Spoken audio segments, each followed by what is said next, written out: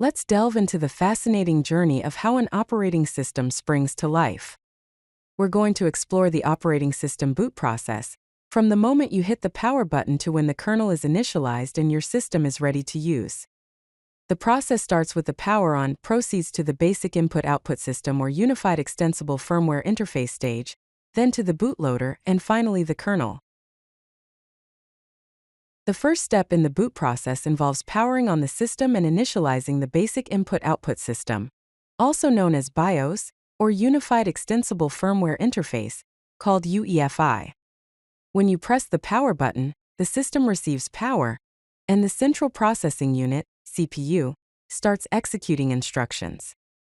The basic input-output system or Unified Extensible Firmware Interface firmware, which contains low-level system initialization routines, is stored in read-only memory or flash memory.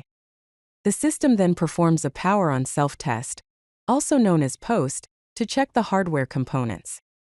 Essential hardware components are initialized, such as the memory, keyboard, and display. Finally, the system is prepared for the bootloader execution. Basic Input-Output System, or BIOS, and Unified Extensible Firmware Interface, or UEFI, are both types of firmware that initialize hardware and start the operating system boot process. Basic Input-Output System is a legacy firmware dating back to the 1980s, while Unified Extensible Firmware Interface is a modern replacement with enhanced features. Unified Extensible Firmware Interface supports secure boot for enhanced security, handles larger disk sizes, that is, greater than 2 terabytes, efficiently, and offers faster boot times and network capabilities. Basic Input-Output System operates in 16-bit mode, while Unified Extensible Firmware Interface operates in 32 or 64-bit mode. Basic Input-Output System supports disks up to 2 terabytes, while Unified Extensible Firmware Interface supports unlimited storage. Basic Input-Output System has slower boot times, while Unified Extensible Firmware Interface offers faster boot times. Basic Input-Output System offers basic security, while Unified Extensible Firmware Interface has secure boot.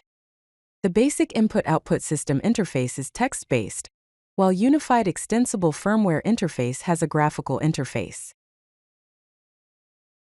Next comes the Master Boot Record, also known as MBR. The Master Boot Record is the first 512 bytes of the boot disk and contains the primary bootloader code. It also stores the partition table information, which describes how the disk is organized into partitions. The Master Boot Record ends with a boot signature, 0xAA55 in hexadecimal. It is limited to 4 primary partitions. The Master Boot Record structure consists of bootstrap code, which is 446 bytes, containing executable code, partition table, which is 64 bytes, with 4 entries of 16 bytes each, and the boot signature, which is 2 bytes, 0x55 and 0xAA. GUID Partition Table, also known as GPT, is a modern alternative to Master Boot Record, also known as MBR, and is used with Unified Extensible Firmware Interface. It supports disks larger than 2 terabytes and allows virtually unlimited partitions. GUID Partition Table includes cyclic redundancy check 3.2, also known as CRC 3.2 checksums for data integrity, and stores a backup copy at the end of the disk. With Master Boot Record, the maximum disk size is 2 terabytes, while with GUID Partition Table, it is 9.4 zettabytes. Master Boot Record supports only 4 primary partitions, while GUID Partition Table supports 128 or more partitions. The GUID Partition Table structure consists of a protective Master Boot Record for backward compatibility, a primary GUID Partition Table header containing disk globally unique identifier, also known as GUID, and partition entries, which are each 128 bytes, with typically 128 entries, data regions, which are the actual partitions, and a backup GUID partition table, which is a redundant copy at the end of the disk. The bootloader is loaded by the Basic Input-Output System, or Unified Extensible Firmware Interface from the boot device. It is responsible for loading the operating system kernel, provides a boot menu and options, initializes essential system parameters, and passes control to the kernel. Some of the common bootloaders are Grand Unified Bootloader, known as GRUB, which is used in Linux and Unix operating systems, Windows Boot Manager, used in Windows, Legacy Loader, known as Lilo, which is used in Legacy Linux, and System Deboot, which is used in modern Linux. The bootloader flow involves loading the bootloader into memory, displaying the boot menu, if configured, loading the kernel and initial random access memory, or RAM disk, and transferring control to the kernel. The bootloader loads the kernel into memory. The kernel decompresses itself if compressed, then the initial random access memory disk, also known as init or initramps, is loaded. The kernel takes control of the central processing unit, CPU, and hardware and initializes core subsystems.